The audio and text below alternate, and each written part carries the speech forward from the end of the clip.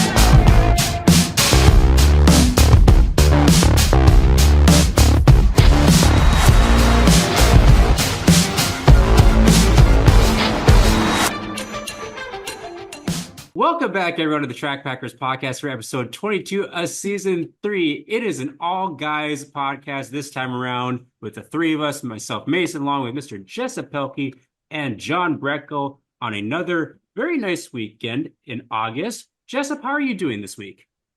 I'm not really sure. I have to go back to work tomorrow. I don't want to deal with it. So I'm sorry that you have to go back to work. I know it's kind of been tough with the way the summer's been and kind of having this open schedule of yours and now going back to like full days worth of work. hmm I just don't know how I'm going to survive. I mean, now Mason, he's got to shower every day, get dressed every day. I already do that. Well, maybe not dressed. Anyways, John, how are you doing? I'm doing great, Mason. We had fun. Mason and I took a road trip on Sunday, so we had a great time together.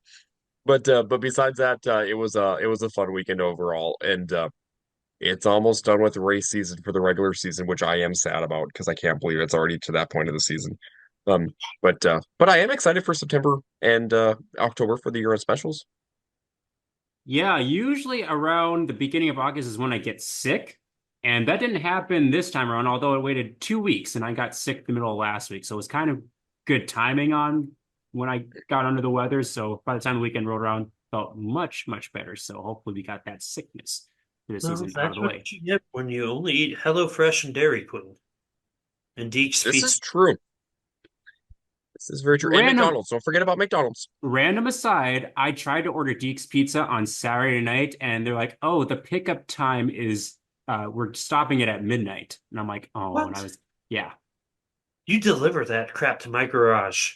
No, because then you pay like so much more extra with delivery, and I'm like, Mason, Look at this. He couldn't get it families. delivered, but because couldn't go get it picked up, he couldn't get it delivered, although that was still an option.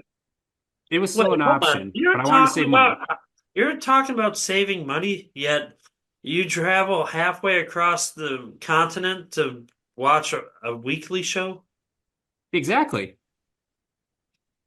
Well, and let's back Priorities, up real man. quick too. Plus, he will go from the north side to the south side of Bismarck looking for McDonald's. This is true. When he just could just easily pick up McDonald's leaving the Bismarck. Oh no. The man No, I couldn't because man. it was He could have closed. it was not closed, Mason. It, You're like, I want to go to the East Side McDonald's. the drive-through was It's shut down with faster. cones in each of their lanes, so I had to Let's go all the way not. down to Expressway. Hold on, John. Wow. John, you ready for this? Yes. Gosh. I mean, I guess I could have taken a picture to show proof of it, but I definitely went over there and they were blocked Mason, off on the drive-through. we got McDonald's last week at like 1 in the morning over there. Well, it was closed at like what was it like 10? When did we get a Bismarck on We got back Sunday? about 11:45. Yeah, and blocked off. The two lanes were closed off, and I'm like, Come I on, John, put throw my that order in caution the up. app. I'm like, what the Throw heck? that caution up on him. Did you know, race fans, this is a Cottingham insurance caution? They have two locations around Bismarck, as they have one in Bismarck. They also have another location in the state of North Dakota. Did you know that's also over there in Underwood? Well, you know, you talk about saving myself money and time. You know what also can save you some time? Hitch harness and the receiver hitches that Tyler Hall himself produces. And we want to thank Tyler for supporting us on the podcast. If you haven't, go over to hitchharness.com and check out the products they have. Of course, the single and double style receiver hitch harness is the signature products, but you can also find things such as chassis dollies, pull bar brackets to even save you time in the shop as well. And so, especially when we're tired at the end of the season, it's important that we start saving time wherever we can. And so, head over to hitchartist.com, get a hold of Tyler if you have any questions on any of the products, and thank you for supporting us on the podcast. John, how are you doing this week? I'm doing great, Jessup. How about you now? I'm doing good. I didn't forget about you. I asked him before we went on this whole diatribe. That's like rewatching the Jamestown broadcast where John repeated what Becca said like an umpteen amount of times. Well, I just figured I you're did that going to on try to purpose cut the all whole this time. out. I just figured, John, that Mason would cut your portion out. I know he doesn't like people of my demeanor. Yeah, they're too miserable. Mm, Wow. Wow. yep. Gosh, you don't get to label people. I'm back in teacher mode. And again, race fans, this is another Cottingham Insurance caution. Did you know if you want to check out Cottingham Insurance for any type of insurance, whether it's homeowners, vehicles, or renters, they have two, count them, two locations in the state of North Dakota. They have one in Bismarck and in Underwood. So who are Well, you repping this week, Mason? Who and what are you repping? sure, let's just transition right into who or what are you repping. Wave the green flag, let's go. Go ahead, Jessup. Well, I'm wearing my Donnie Schatz hoodie in honor of Donnie Schatz picking up the Jackson National uh, win this past weekend. So, yay, Donnie. Yay. As he comes back to his home state to hopefully hunt David Gravel off the track, even though I know Donnie will race him clean, but maybe Buddy Kofoid will punt him off the track and put Donnie right back in the points contention. Not one, but two nights. I was going to check to see how the points are shaken up because David Gravel's been kind of quiet, it seems like. At least when He's I've checked quiet. results. He's doing the Brad Sweet thing. He He's is. being stupid consistent and Yep. hasn't had any real mechanical breakdowns. However, Donnie's getting hot right now. And one bad break for young David Gravel, and it'll be Choke City again. The gap is at 106 points right now between Gravel and Schatz. So you're saying there's a chance? Well, I'm sure there's a chance. They probably got what, like good 20 some races left? I don't know how the points work. I think it's just whoever has the most points at the end of the season wins, right? Kind of like the old conventional NASCAR Okay, method, which I mean, seemed like what a easy to concept. follow. I know, Right, right? and what a concept. I'm Where not. do I lie? Where do I lie? I don't know. Maybe the new concept's better. Well, that's a very fitting time to rep the Donnie Schatz hoodie, especially this upcoming weekend, which we'll touch on in a little bit. John, go ahead. Who or what are you repping? Okay, so I'm repping a shirt that I finally received from one of our fellow podcasters as well here on this episode. And I am repping a Dirt Race Central Street Stock Tour shirt that I received here just recently from somebody who ran out of my sizes and didn't think of me when he got shirts put in his car, but eventually got me a shirt that still doesn't fit, but at least it's still a shirt. So, yes, but I am repping the Street Stock Tour shirt as they are going to be going to the River City Speedway here in just about 2 weeks for the Sites Memorial for their championship weekend. Indeed. Season went by fast and unfortunately got abbreviated quite a bit due to Mother Nature. What a shock. Wait a second, you're saying that it actually rained when you and Kayla were in the same vicinity? Well, sometimes we weren't even in the vicinity. Well, I guess that's a lie because now we have a 900-mile radius This is true. I because mean, John blamed me for Michigan this Sunday. NASCAR got rained out on Sunday, right, Jessup? Let's think Yep, about it this, did. right? Berlin, Michigan Thank got Mason and rained out Caleb for that. because Mason was in Fargo to start the day, and the showers just popped up, and it was within that 900-mile radius. It is. I'm I mean, sorry, Mason, but technically, when they officially rained out for the day, I was outside the 900-mile radius on my way over to Bismarck. He was running from the rain he created. Who, me? yes, you. Well, either way, very cool shirt to rep with the Street Stock Tour. Yep, looking forward to the championship weekend upcoming at the John Seitz Memorial this year. So nice little added twist to it. So I was gonna rep a different hat, but it doesn't totally fit because my hair isn't bushy enough. I know, kind of a weird problem to have, but repping Sheldon Hanshield for the hat because, of course, the World of Outlaws will be coming through the state of North Dakota this upcoming weekend. The koozie, I actually didn't realize I had this, but I have a Chris Ritter koozie. Neat. You have a critter. I Critter. don't remember when I got this koozie, to be honest. So nice little surprise I found in my little bag. And for the shirt this week, a new shirt from this past weekend, it is the 7th annual Bob Gerke Memorial Race that just took place over at the I-94 Speedway on Saturday.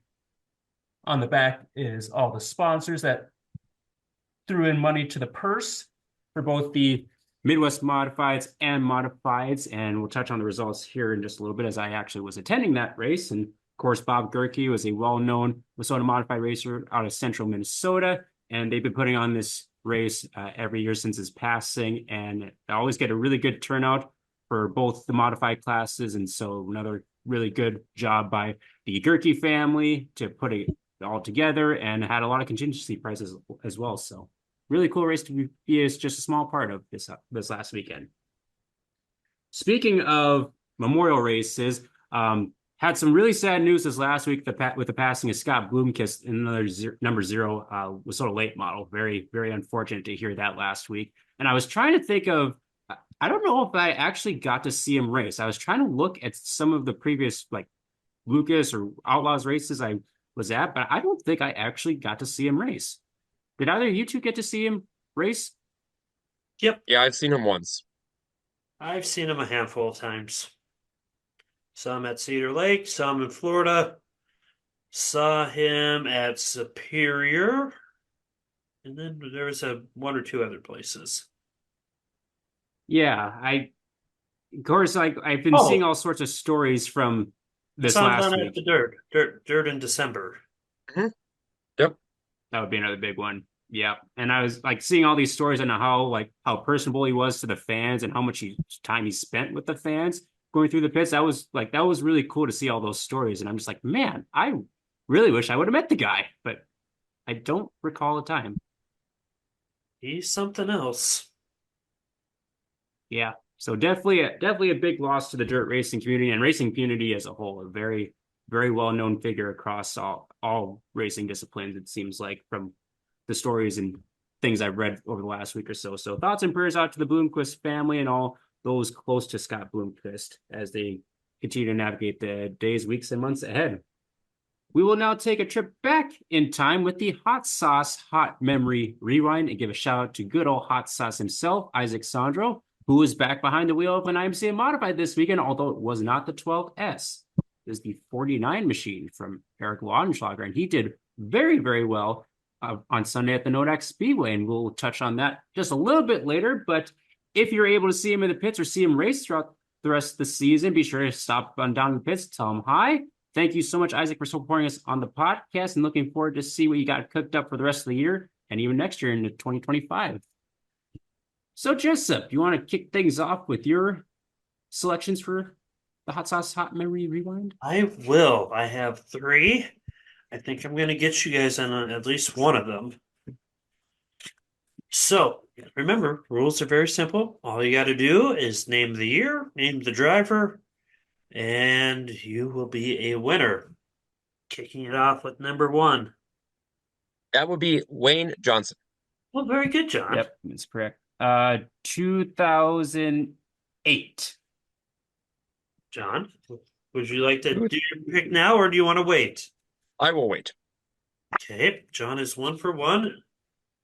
Going to number 2.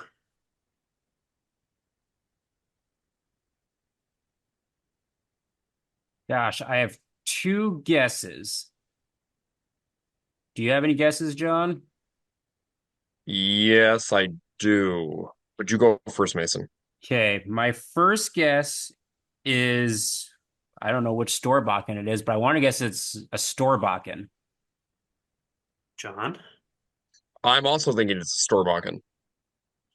Well, you were one car off, or one photo off. This is not either Storbakken.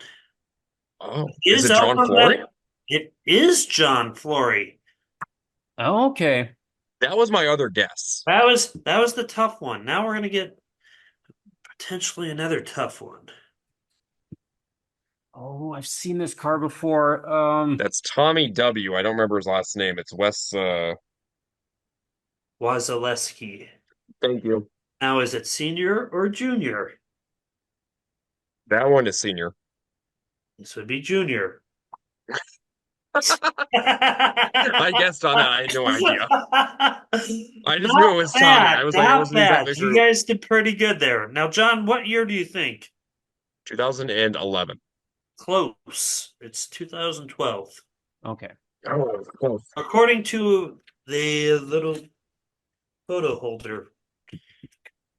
Makes sense. Those are some good ones. I forgot that John Flory had a late model at one point. I thought I was going to get you guys with that one. I thought it would be a little more difficult than what it turned out to I be. think it was a Storbakken car that he was racing, though. I must say, But I think he was in there. Yeah. yeah, I Yep. feel like it was owned by the store Bakkens. Yes, because they had like 4 or 5 cars at one point. Hmm. Couldn't fool you with my quick throw of Wayne Johnson. No, that You one. know, Now, would that be Wayne Johnson Jr. or Senior?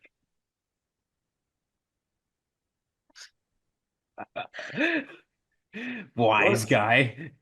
What? That was okay, funny. Mason, you're next. Okay, I'll share my screen. I got three more. This is number one. That's Aaron Blacklands from Yes. 2012. Yes. Very good. Had to start with the easy-ish one. I mean, this next one's pretty easy too. That is Lindsay Hansen It Oh, is. I'm gonna from go with John. 2013. That would be Jamestown. Mhm. Would be Jamestown. And then number three. That one is I'm trying to think of his name. That would be Speedway. God darn it. You can see his car. 76. Yes, Jessup. 76, 11S, that group. 11S. Oh, Bob he's a Fugman. stock car. There Yes. you go. Thank you. I could not think of Bob's first name. I was like, God darn it. Can you guess the year of this photo? I'm going to say that was 2000 and let me see here. Probably 4 or 5. 2009. It is 2003. Well, Really close. I was over. I lost. I was like, what a shock. I stumped John on a Mida driver. No, you did not, Mason. Not this time. So you just take that. Go What do ahead, you John. think? I have 3. This is the first one. That is Terry Labonte. I don't remember Terry driving a Ford. He drove a 44 on multiple occasions. Well, that's my bad then. This is a street stock. I want to say it's Randy Tarno. It is Randy Tarno. That's actually really good. Good job, Mason. Good job, Mason. You know I'm at a severely unfair disadvantage here. Well, to be fair, I saw Tarno distribution on the side, and that kind of gave it away. That's what, yep. The super stock. Good job, Jessup. Good. 10X. Northwest Auto Body, so I think it's Well, a that's gonna Fargo be guy. that's an Arneson. I knew I was going to stump you guys on this one. 10X. Who's 10X, John? Any guesses? White and blue. Only thing that's good with Arneson, Give but you a hint. Let's He talk ran about it. super stocks and mods for many, many years. He also had a late model at a time. Oh, His son is now driving in the modified division. Is he from North Dakota? Mhm. he's from the Fargo area. Yep. From the Members, Fargo area. son. Yep. Justin's right in the Fargo area thing. Well, it's in Northwest, so 10X. I don't remember who was a 10X. oh no, it's not them. Yeah, I'll give you guys like 5 seconds. Just name some Just drivers. go ahead. Go, John. Just I say it. keep thinking Sean It's Kerwin, but it's it's not. Corky Thomas. Oh, The 10X? Hmm? Okay. I knew I was going to stump you guys on this one because he ran it for a couple years. just wait. Next week, I'm getting old. I can't see things. 77. No, that's not the 77 I know. Is that Corey Seekerson? It is. It's Corey Seekerson from 2002. That is his former Wasota Street Stock that he ran for many years. Nice. I would say it. And To be honest, he doesn't look like he's changed all that much. he really No. hasn't. But he was very dominant with that car back in the day too. He won multiple features and multiple track championships. That's a cool looking car, actually. Yeah, he's got some nice finishing back in the day. Opposed to all the other cool looking cars we had. Well, awesome. That's a fun addition of the Hot Sauce Hot Memory Rewind. Good job, guys. You know what? I'm gonna just start pulling out cars that I don't know. John, who's this?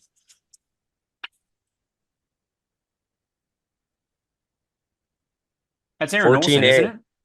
That's Aaron Olson. Yep. Okay, that's one.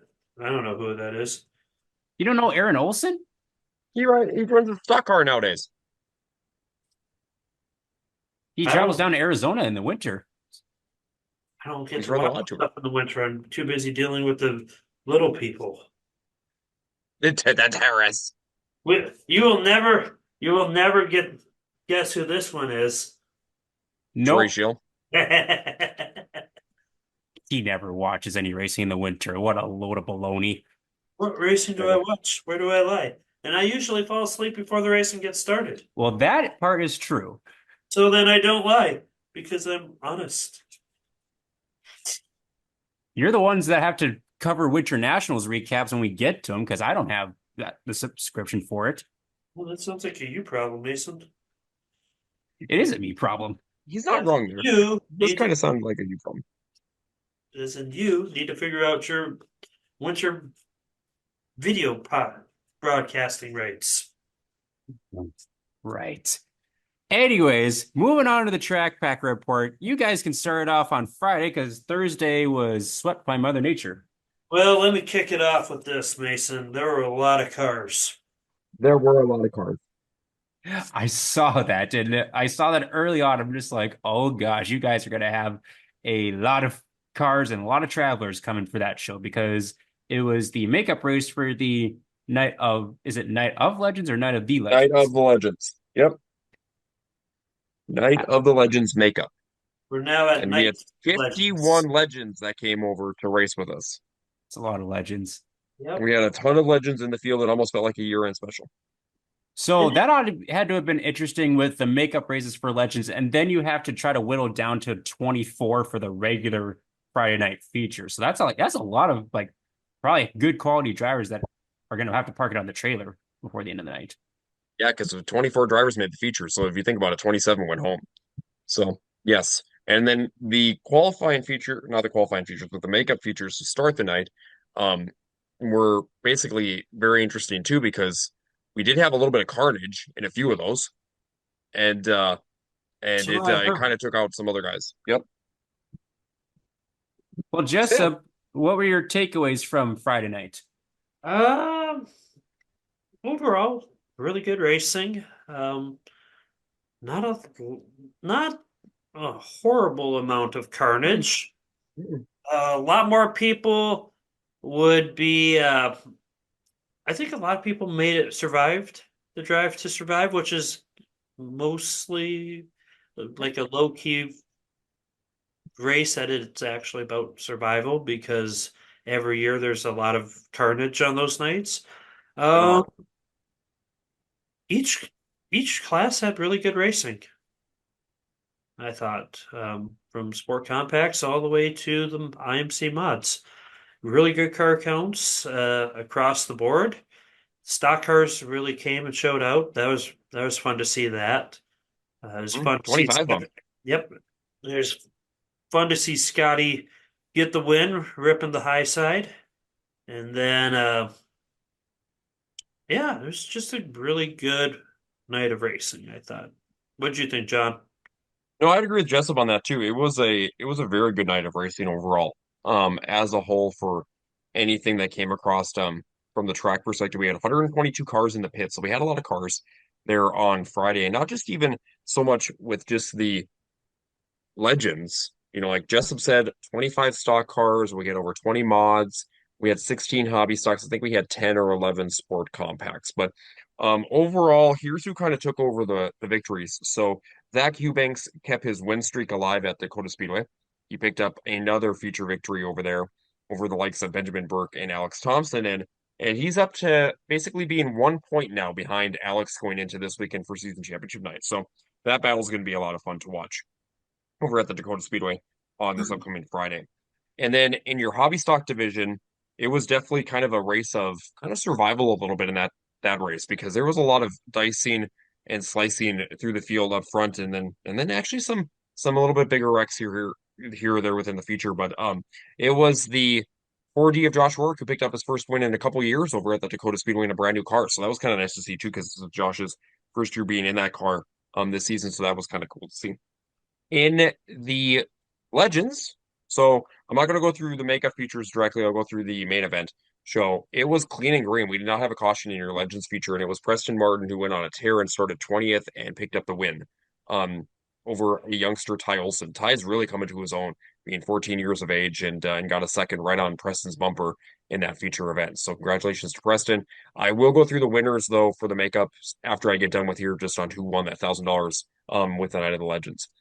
Then within your stock car A main, pretty clean race up there too. It was the zero machine of Scotty Gardner who got the high side working, and he was gone again this week, very similar to what he was 2 weeks ago. So let's see Scotty pick up back-to-back wins in a field that included the likes of Trent Greger, Randy Klein, Hunter Domagala, Sean Strand, a lot of those top contenders throughout the state of North Dakota were over there on Friday night. So it was nice to see on 25 stock cars within the field on Friday. And then your mods, it was Jeremy Keller who picked up back-to-back wins as well within the modified division. And he had Mark Dahl kind of tracking him down towards the end of that race, very similar to 2 weeks ago.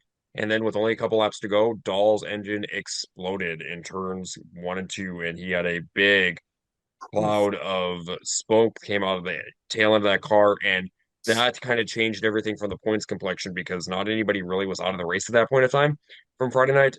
So Mark had only a 5 point lead in that time frame, and he lost that points lead. So he's, I think, about 12 or 13 back now going into championship weekend. So yeah, so tough break for Marcus. He's looked really good all year in his modified, and kind of a it's always hard to lose it when it's a mechanical failure as well, something that's kind of out of your control from the racing stance. So yeah, so that was our normal show on Friday. In your makeup events, it was Noah Madler who picked up the win within the semi-pros. So Noah got that $1,000 and won that feature event. Ty Olson was your highest finishing young lion, so he got the $1,000 in that event as well. Then in your main show, for the Masters and the Pro division, which we had 22 of the starters in that one start. It was a great battle up front. That was actually a really good feature up front between the likes of Nate Keena, Donovan Weist, Preston Martin, Austin Weist, Dayton Olheiser. They were all right there. But it was in your Masters, it was Donovan. Donovan Weist picked up the win. He actually picked up the win in that feature event, and he beat Nate Keena to the line. So Keena was your pro champion, and they both picked up $1,000. Always a cool race to kind of see with the different divisions kind of split up a little bit more. You kind of have to focus on multiple battles taking place throughout the entire field. There was a lot of side by side in that pro and masters feature event. A lot of slicing and dicing. Excellent. Well, good to hear that Dakota Speedway Drivers Friday night went pretty well with a lot of cars, and they have one more race night before the year-end specials hit. So And we did not have carnage in the high heels race. that's Yeah. So good. the Nightly DeMayo high heel race went off without a hitch. And we had two races. We had the juniors with the little kids, and then we had the adults do their portion of it, and everybody ran without having broken ankles or any twisted feet or anything else like that one too. And a lot of money was raised for the Bismarck Cancer Center. Yeah, because last year wasn't there bloodshed? There was some bloodshed. Yep. Yep. Becca actually pushed over a kid and that kid started bleeding. I don't think that happened. That poor kid. Well, so on the other race that was kind of the closest to me besides Mandan was over at the Fiesta City Speedway in Montevideo, and they had vintage cars there added to their regular program with all the other classes, including pure stocks, Midwest mods, streets, supers, late models, and Hornets. Actually, pretty good field, most of the classes. 17 Midwest mods, 22 streets, 16 super stocks, which they usually get 6 to 8. So, talking with one of the guys, Jordan, down there, he's just like, "Where'd all the super stocks come from?"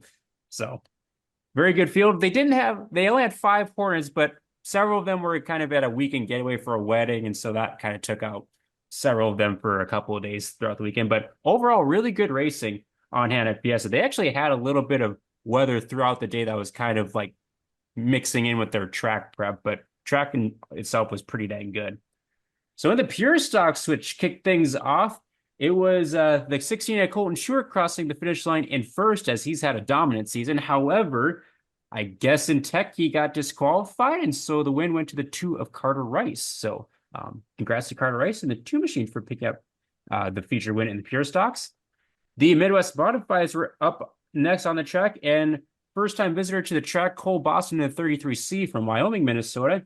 He took the lead early and walked away from the field in a caution-free affair. So big congrats out to Cole Boston in a 33 machine.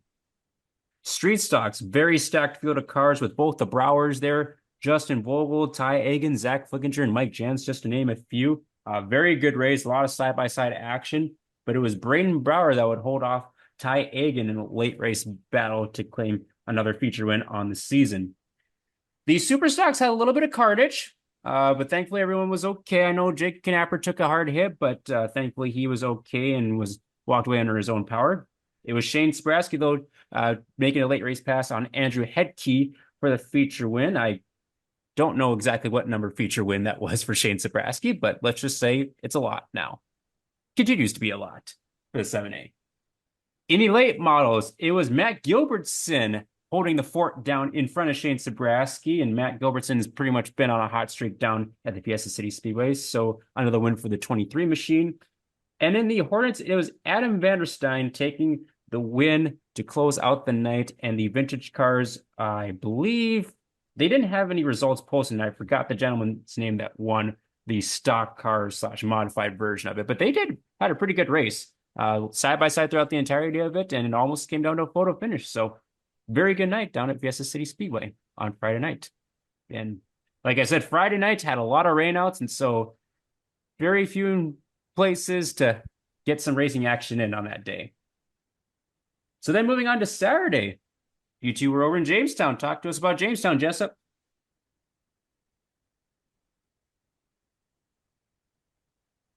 Jessup's on mute. Yeah. Well, let me tell you, it was a nice night with John. I had to drive all by myself because John wouldn't carpool with me. It was a long, emotional ride over. I made But Jessup go by himself. all in all, it was a really good night, I thought. I kind of thought there would be more Midwest mods for a really good paying race for the Midwest mods.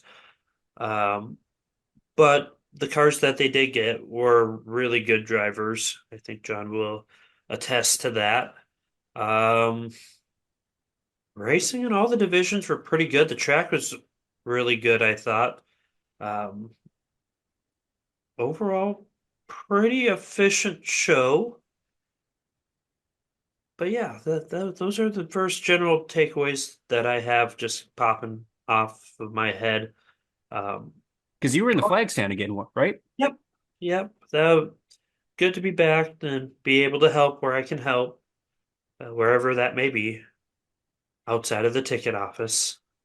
If I travel 2 hours to get to a track, I probably want to be somewhere near the track on the track side. Understandable. So, Mhm. John will give us a very nicely detailed and thorough breakdown, and I will add my little firecrackers of wisdom and tidbit. Go ahead, John. Though there were a lot of cars, as Jessup was saying. Were It there? was 115 That's seven less. on Saturday night, so still a lot of cars. And no, it was a really good night overall. Boy, the definitely the new dirt has kind of changed the complexion of racing in Jamestown here over the last couple of weeks.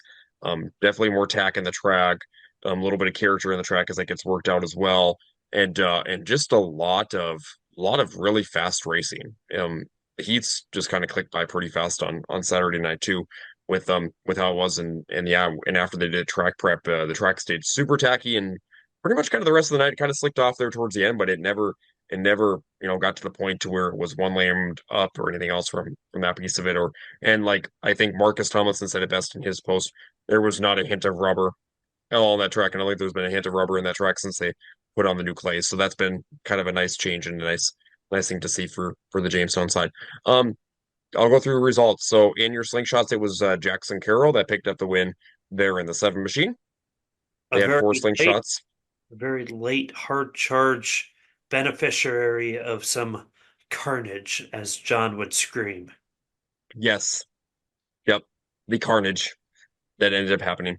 As Aubrey Edinger was leading and got into the back of Gensko. Getskow in the 32 machine and that ended her bid for her first feature win. So Jax picked up another big win over there. He's likely going to be the track champion as well in that division as he's been pretty far ahead in points.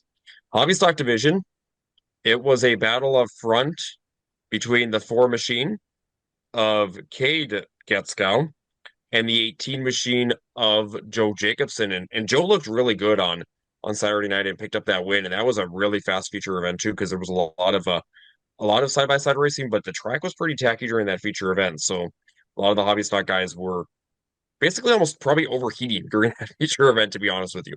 So, but Joe picked up the win. Did not know this, but Joe told me in Victory Lane that was his fourth engine of the year. So he's finally got his main motor back that I think he blew earlier in the year. So luckily he's able to do that, and I think he's looking forward here to some big specials here towards the year end to run that machine. So Joe picked up another win in Jamestown. That's the second of the year over Cade Getskow, who got the Coogan for second place. Neat. I like Coogan. There's going to be a lot In of the cooking coming up here There's soon. gonna be a lot of Coogan coming up. In the NX Legends division, it was a battle between the two drivers that were top two on Friday night over at the Dakota Speedway, and that was between Preston Martin and also Ty Olson. And Ty and Preston were going through the field. Preston got the lead. Ty was not letting him out of his sights. Coming out of turn number four, Ty was about 3 car lengths behind going into turn three, but it put it basically right next to the wall in the bottom. And Preston was a little bit higher. Preston got right behind a lap car, got loose, and Ty took advantage and Preston won by 4/1000ths of a second at the line. Yep. It And was it's basically a interesting. bumper. What's interesting to note, and I think this would be good for the fans, for Jamestown fans to understand as well. So the the the Scoring line, loop. the scoring line is not directly underneath the flag stand because I think it's one it's at the end of the first or the last, whichever one way you want to call it, the last cement wall piece. It's right at the Yes. end, and it's not Yes. at like it's the end to the left of the flag stand, not to the right. So Yes. because me and Brian were looking down over, and we thought it was Ty winning. And Well, when I looked, I was looking straight underneath me, and I'm like, "Oh, this could be bad real quick." And I saw Ty go underneath the flag stand before Preston. Mhm. Preston beat Ty to where the scoring line was. Yep. So it's basically where it's at is there's a cone actually set up kind of in the infield that kind of positions where that loop is to show kind of where the loop is because it goes straight across, right? For the track stuff. And like Jessup said, like here's a flag stand and like here's the loop. So from there, it was definitely basically a race to the loop to see, who would get that final, basically that final lap to be led. So yep. So yeah, really close race though, 4/1000ths of a second there in victory lane. And then in your street stock division, street stocks, they had 19 cars check in on Saturday night. We had 24 legends check in, 19 cars check in for the Minnesota street stocks.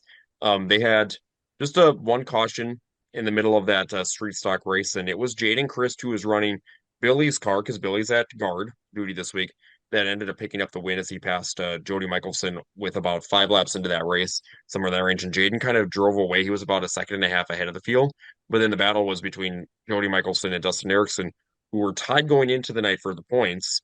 Jody finished second, Dustin finished third. So I think the lead right now is 4 points going Ooh. into Saturday night for the streets. So yep, so really close. Spencer Johnson got his car put back together, which was nice to see after his rollover the previous week before, and he finished top five as well, along with Brian Grenz. Brian had a great run over there from Napoleon on Saturday night, which was kind of nice to see. And your mods were Carnage. mods were before the Midwest mods, and it was Carnage. It was a Carnage field feature Now, event.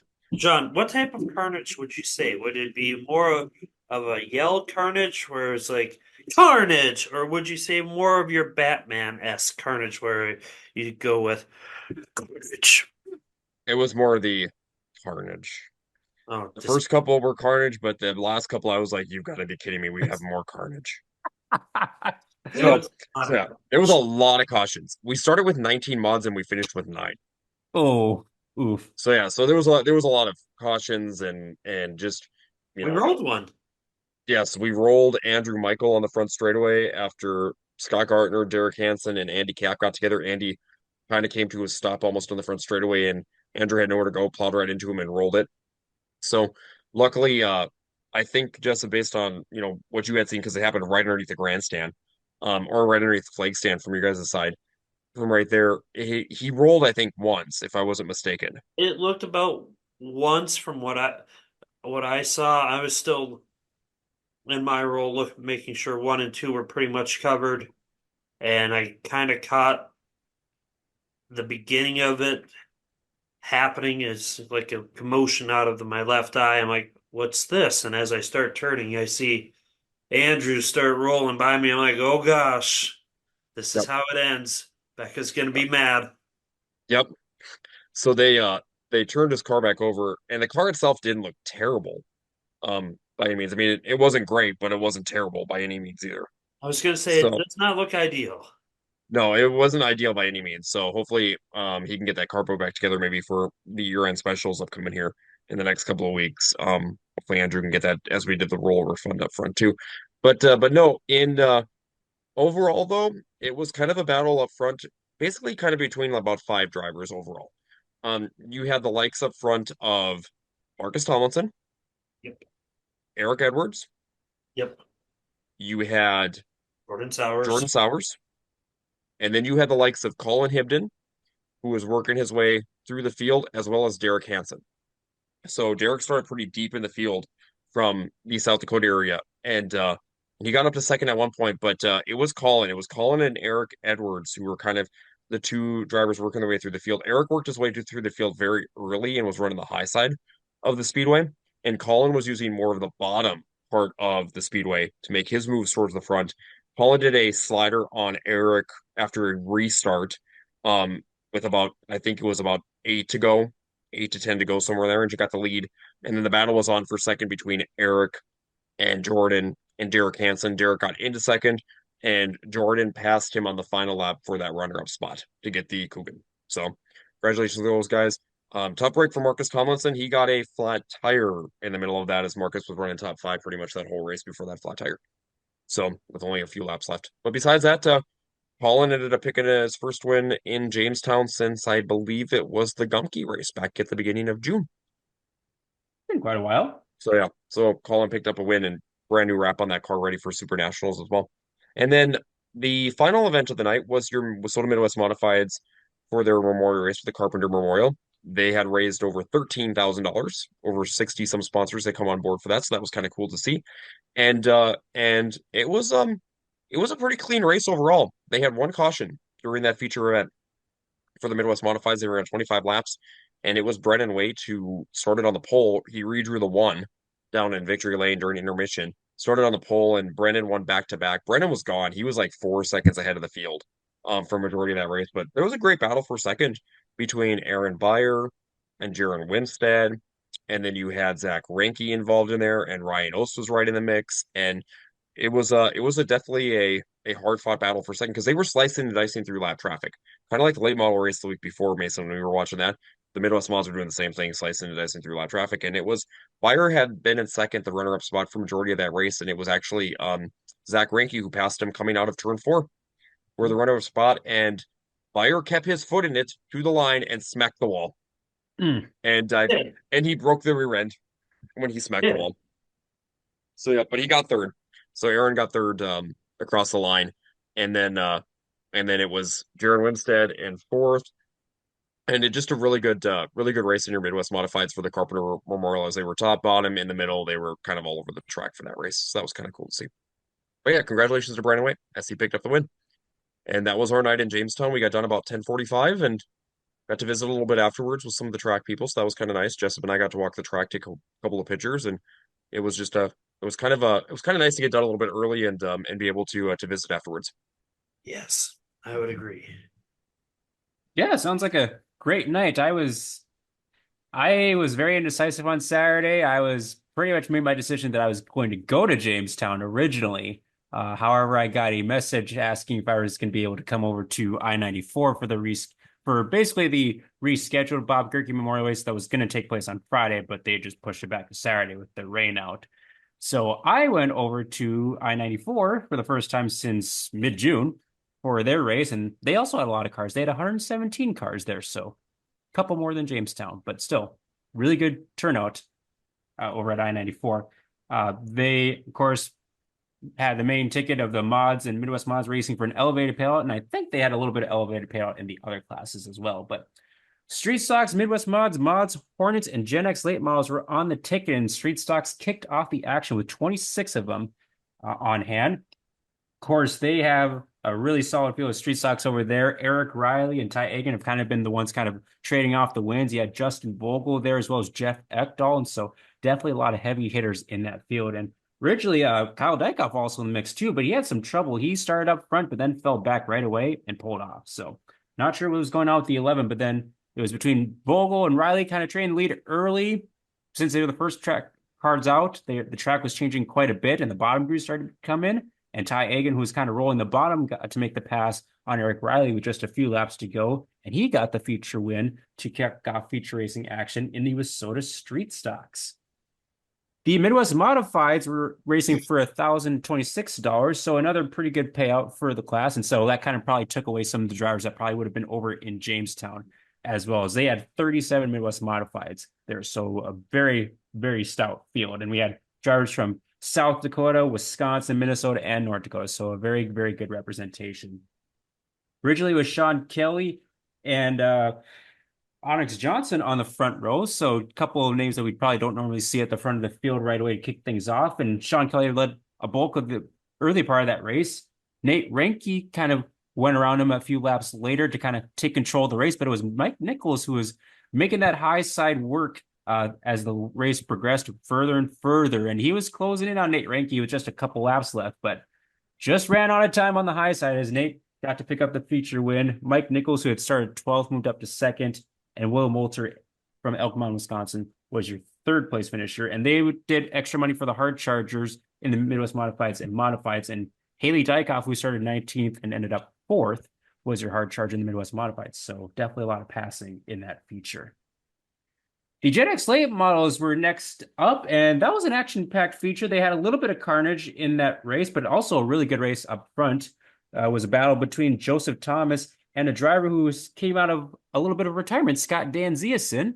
Sure, that's a name familiar to a lot of race fans out there. He was behind the wheel of Brad Staples' Gen X late model, and he was originally gone. Like he was like way out in front, had a couple of cautions that kind of brought the field back together. And then Joseph Thomas, racing the 1776 Levi Babcock owned machine, was using the high side, ripping it lap after lap, and was catching him pretty quickly. The two got together down the front stretch and actually ended up with Joey basically going two wheels up in the air and over the front of Dan Ziason's car. And unfortunately, that ended the night for Dan Ziason. They didn't have a caution as he got to pull the infield, but then Joseph Thomas was able to continue, and he scored the feature win in the Gen X late models with Mike Anderson and Derek Quinn, your podium finishers. The WISSOTA Modifieds were next on hand with 27 drivers in attendance there. And again, very stellar field of cars. You have Dave Kane, Brady Gertis, Dusty Bidson, Dan Ebert, who's been on the USMTS schedule. He showed up for his second WISSOTA race of the summer. And it was all Brady Gertis. He got to the front pretty dang quickly, got ahead of Ryan Flatten and Brett Hoyam early, and he pretty much set the pace from there. There was not really any challengers throughout the entire that race, so he got to claim his first Bob Gerke Memorial, and he has been really good friends with the Gerke family for numerous amounts of years, and this was a big win that he really wanted to check off. So big congrats out to Brady Gertis for the win. Dave Kane, who was very patient running the low side, moved from 8th up to 2nd at the end, and Dan Ebert was your 3rd place finisher in the modifieds. Hard charger for that was Landon Atkinson, going 17th to 6th. So great job to Landon as well.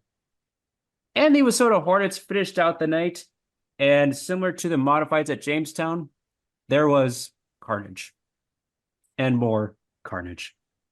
We had trouble getting that race going. I think we had 14 Hornets in that race, and it took 20 minutes to complete that race.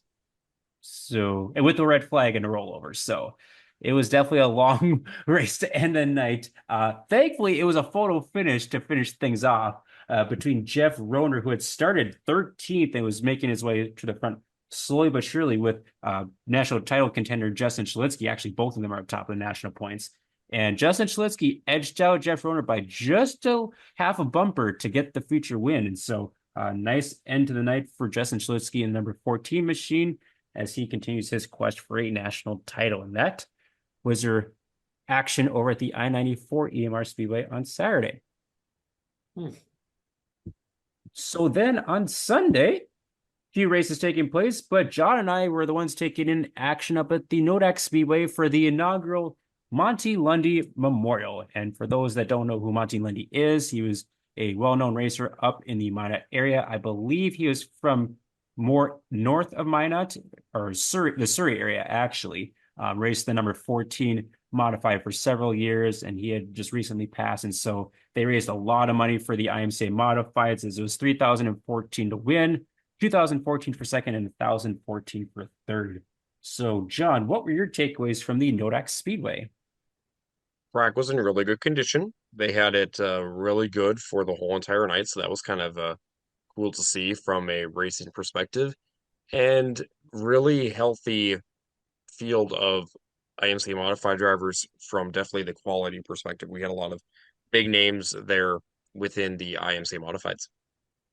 Yeah, I will admit I was probably expecting a few more modifieds to show up, being that it was such a high-paying show. And I mean, kudos to all the people that put that purse together. It was a very, very good purse. And so, but yeah, you can't argue with the quality of drivers that showed up for that from basically all across Western and kind of South Central North Dakota. So definitely some heavy hitters on hand. So they raced 4 classes. They had the Western Renegade non-wing sprint cars in attendance, along with slingshots, NX Legends, and of course the IMCA modified. And so Western Renegade sprint cars, John, it was all Jeremy Lizakowski, although he had to work to get to that lead. Yeah, he was battling hard up front. And you know what was funny about this is that he's never won in Minot. That is surprising. So that was something that was pretty cool to see too. Yeah, and so he had to battle with Randy Blotsky, I believe it was, early, got around him on the high side, and then pretty much set sail from there. And so I was fortunate enough to stick a GoPro camera on his car, and it proved to be the winning combination as he ended up in victory lane for the Western Renegade non-wing sprint cars. Up next were the slingshots, and John, we had some carnage. Actually, my main takeaway from the slingshots is that we figured out that 6 wide does not work. Yeah, 6 wide does not work in the slingshot. It ends up in a rollover. Yeah. I mean, it was really cool to see that. At first, I'm just like, okay, how is this going to end up in a corner and a half later? We had one upside down. Yes, we did. Yep. But So one of Aaron Turnbull's kids had unfortunately rolled, but they were fine. So that was good to see from there. But yeah, it was Slade and Pfeiffer with the last corner pass for the win. which is it was a pretty good effort because he actually got charged with a caution just before that. So he had to go to the back of the field and then basically made a last corner pass to get that win. So that was an action-packed race for your slingshots. And they had a pretty good field of slingshots there. I was very impressed with all the slingshots that showed up there on Sunday. And so congrats to the 11 of Slade and Pfeiffer. In your NX Legends, it was a familiar face finding his way to the front, although Austin Weist started out front, got the lead early, but it's hard to hold that minion man of Preston Martin back, especially with the weekend he's had, John. Oh, absolutely. Yeah, no, Preston got around Austin Weist early in that race, and they kind of battled, but it was definitely Preston's race pretty much during that night because he won in the heat after passing Austin Weist, and he won in the future after passing Austin Weist as well. Yep, so Preston Martin with the win there, Austin Weiss in second. Shout out to Andy Bargman, looked really good on Sunday and ended up in third place in your NX Legends. And then, of course, the main ticket on hand was the IMCA Modifieds. Like we said, a lot of heavy hitters. You had Sean Strand, Jeremy Keller coming up from Mandan. You had Travis Hagen, Jason Wallace showed up, and Aaron Turnbull came down from Canada. So you definitely had a lot of the who's who of IMCA Modifieds. And so started with Drew Christensen and Sean Strand out front, and they kind of battled for the first few laps. And then Sean kind of held control for the front to middle part of the race. But then Aaron Turnbull kind of put his name in the mix, and then it was a big battle from there. Yeah, absolutely. But I mean, Mason, it was a very interesting race to watch different dynamics because Sean was kind of in the middle of the track, using that as the groove that he was in for quite some time, and then eventually that bottom side that Aaron was using finally had started coming in, and Aaron passed him, and then Aaron kind of switched up his lines too a little bit, Mason, because he was going kind of bottom side in 1 and 2, and then he would go top side in 3 and 4, and then back to the bottom in 3 and 4 the next lap. So he was kind of changing his lines up too to just try to see what was still out there from the track. Yeah, and even behind him, they were like all over the place. I mean, I think the bottom group was probably the preferred, but like drivers were using every inch of that track because there was a lot of like shuffling throughout, like because they had a few cautions intermixed throughout that feature. But yeah, that track was in really good condition. And of course, the dark horse Travis Hagen made one late charge and was reeling in Aaron for a couple laps, but then I think he kind of used up his tires towards the end, and Aaron kind of just cruised on home. And so he got the big payday for the inaugural Monty Lundy Memorial in front of Travis Hagen. And Jason the Big Show Walla was in third. And they also did a cool thing. So because Monty Lundy's number was 14, they also had an extra $1,000 for the 14th place finisher, which went to Jake Nelson in the 10J. So like he said in Victory Lane, probably the happiest he's been finishing 14th. So there you have it for the Nodex Speedway Sunday recap for the Monty Lundy Memorial. And that, my friends, is the Track Packer report from this weekend. So moving on into championship weekend, we look at what's upcoming in the state of North Dakota with Mr. Dakota Dirt. And race fans, if you've not checked out Dakota Dirt, you need to because again, it is your one-stop shop. Look at my finger, one-stop shop for everything North Dakota racing news, results, forecasts, and much more. Don't worry about articles, they'll eventually write one. But again, it is your one-stop shop for everything result-based and schedule-based for the state of North Dakota. They are social on social media platforms, as well as their website on dakotadirt.org. Why, thank you, John. As far as the articles go, we are contemplating on doing some on the alleged rumors of the NX Legends Nationals potentially being located for 2025 around our state here in the next maybe couple days here. See if we have time, if nothing too crazy hits. And we might even do another article, maybe a controversial article with the the most recent announcement that Wasota has re-signed with Hoosier for another 5 years. So that'll be maybe we might put that one out. We might not. We're gonna wait and see all the details come out. But as far as racing goes, we got a lot of good stuff. It's the fair race over at the Cheyenne Speedway this week, August 22nd on Thursday. August 23rd, season championship at Dakota Speedway. The Estevan Motor Speedway is also hosting its championship night. And River Cities has the World of Outlaw Sprint Cars along with the NLRA late models. So very action-packed Friday night. Saturday's looking good as Jamestown Speedway is hosting its championship night along with the Fans Appreciation Coogan Party. Then Red River Valley will be hosting the World of Outlaw Sprint Cars along with the second annual Danny Schatz Memorial for the IMCA 305 Race Saver Sprints. Then Williston will be hosting their championship night as well, along with the Devil's Lake Speedway, which it looks like it's just a regular night of racing for them. Then we also have Nodak Speedway racing on the 25th as well. So a lot of good racing in the state. And if we ever get just a few moments for the world to slow down and not be fully exhausted, we will get a few articles looking at the potential comparisons and pros and cons of each tracks, and maybe, just maybe, if there's a true benefit of hosting the NX Legends Nationals.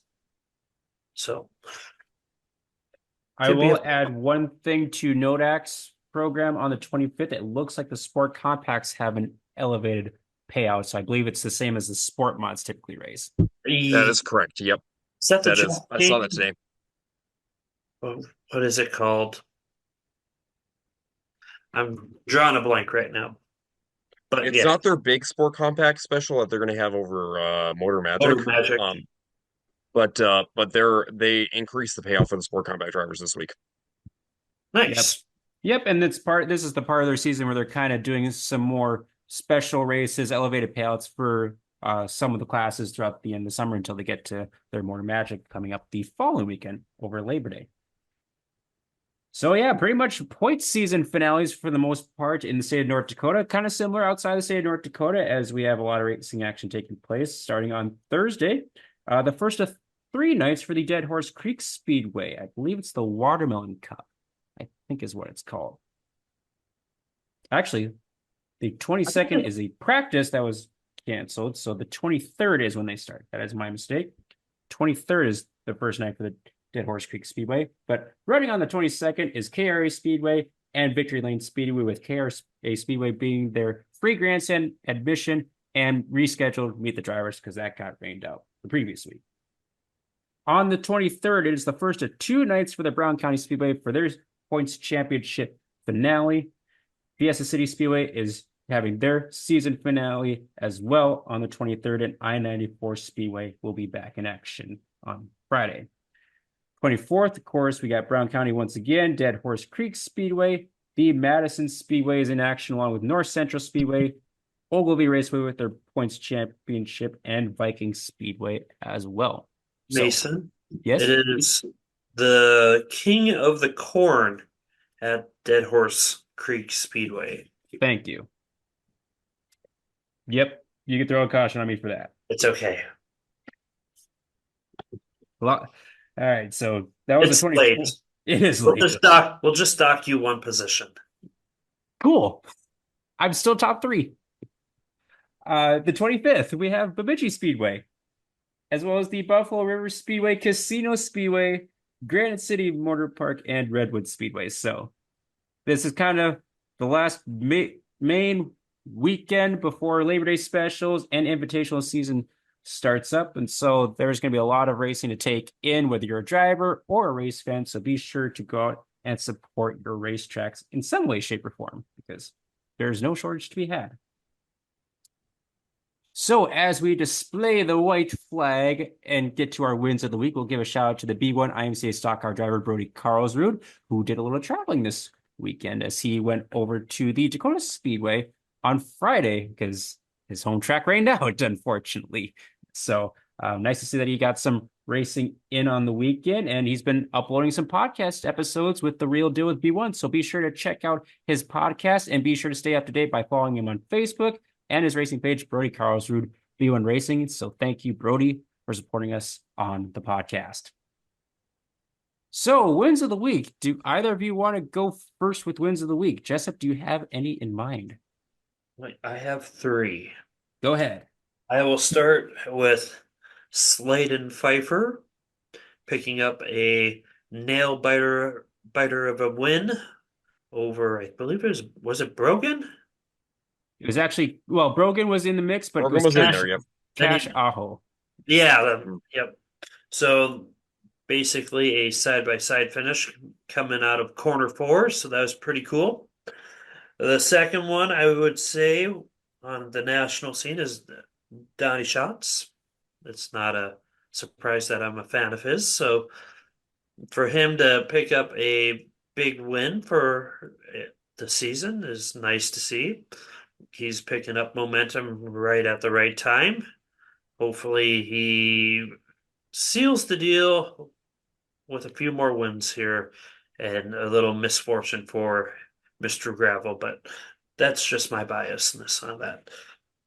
And finally, I will go with Preston Martin for picking up a clean sweep of wins this weekend. One at Dakota Speedway, one over at the Jamestown, and one up in Nodak. That's a pretty good weekend. I'd agree with that. 3 wins on a weekend, it's pretty good. Yep. Where do I lie? No lies detected. Could have had 4, but 3's still really good. He could have had 4. Come on, Preston. Anyways. John, I can go next if you'd like me to, John. Go ahead.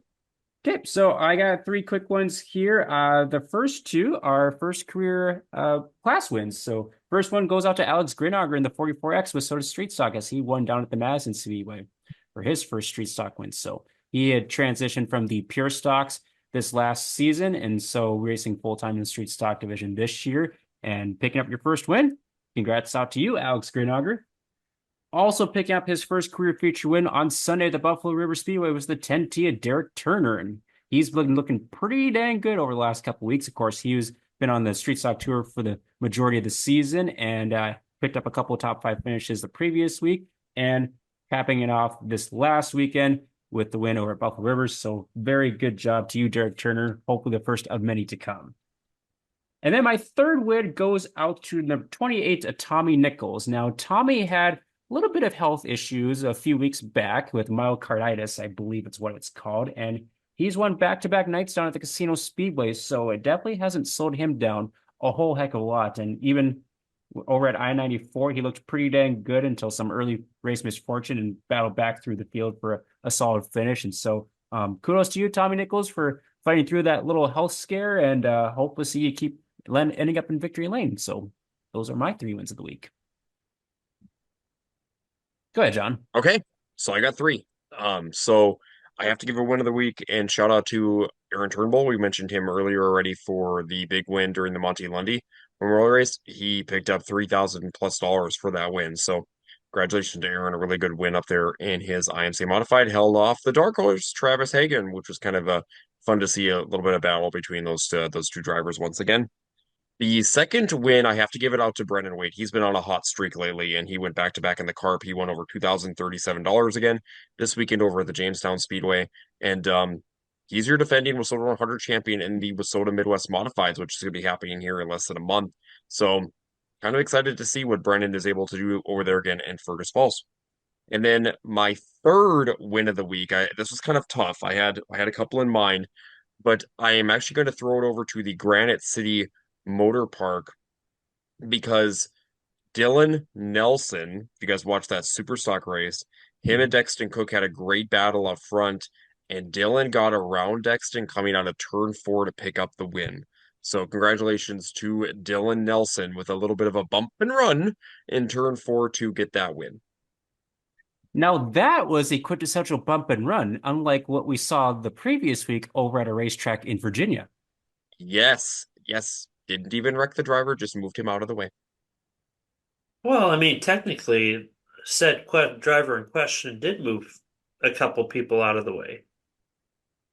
Well, he did. He just did it in a very spectacular fashion that didn't Yes, necessarily pay off for him.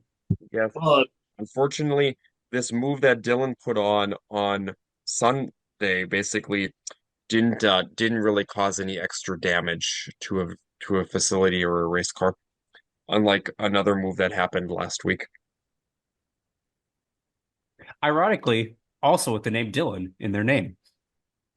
Yes, I don't know why you're singling out a person who played within the rules of NASCAR Well, or said Virginia Track and Association. see, this is true because I don't totally blame him for doing that move. It's how it's they. kind of what's relevant nowadays, right, Mhm. Sam? And see, But this is how people become victimized.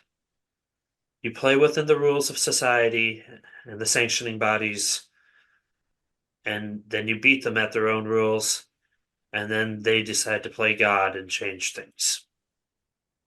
Well, any other closing thoughts before we wrap up episode 22 of season 3? well, Jessup, you are you going already to gave me be? the checkered flag, so I mean, pretty much we're already Yeah. done. There goes those closing thoughts. Uh, Well, I was going to ask Jessup, are you going to be just at one track or are you going to be at multiple this week? everything depends. We're on standby waiting mode. Okay. So I could be at 8 tracks. I could be at one track. I might be at no tracks. Alrighty. The Oh, unknown. we are into the great unknown. And with that, folks, congratulations. You made it through another episode of the Track Packer podcast. I am not your host. I am just one of the talking heads that get to speak on this show. Mason, wrap her up. This is a fitting end to a wacky podcast. That'll do it for episode 22 of season 3 for the Track Packers podcast. Thank you for watching and be sure to like, share, and comment on our social media platforms and be sure to follow us on the various podcasting platforms as well. Thank you to our sponsors, Hitch Harness, the real deal of the B1 Brody Karlsruhe, and Isaac Hot Sauce Sandro. Points battles are super tight, shaping up, so we hope to see you out there at some point back in the track.